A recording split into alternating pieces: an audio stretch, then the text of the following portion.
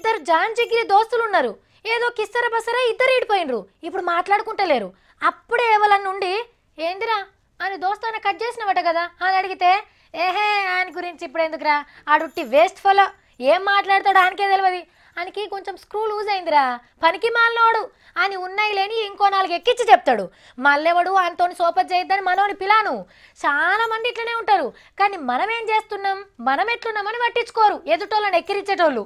Ex serviceman का कोटा भी हमको नहीं, कैंटीन की सुविधा हमको नहीं, मेडिकल की फैसिलिटी हमको नहीं, డ్యూటీ सबसे ज्यादा हमारी. మిలిటరీ క్యాంటీన్ ఉండది, సపరేట్ దావకాన్లుండయి, కానీ డ్యూటీ అని సాబగొడతారని చెప్తుండు గీ అన్న. ఎప్పుడేడ డ్యూటీ పడుతుందో తెలియదు, ఎన్నడింటికి పోతామో తెలియదని బాధపడ్డాడు. గప్పట్లనే వీడియోను బయట పెట్టినా ఎవ్వరు పట్టించుకోలేదట.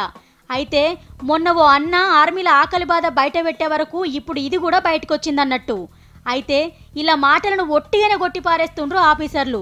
గీ జవాన్ కు దిమాగ్ సక్కగా పనిచేయక ఏదేదో మాట్లాడుతుండని గరమైతుండ్రు.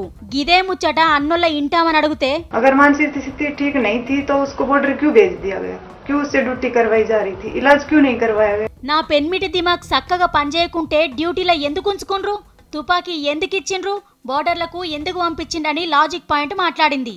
అక్క మాటలు కూడా వాజీవే. ఆర్మీల కొలువంటే ఎంత స్ట్రిక్ట్‌గుంటది, ఇంట్లో ఏది నిజమో తెలుసుకునే పనిలున్నది సెంటర్ సర్కారు.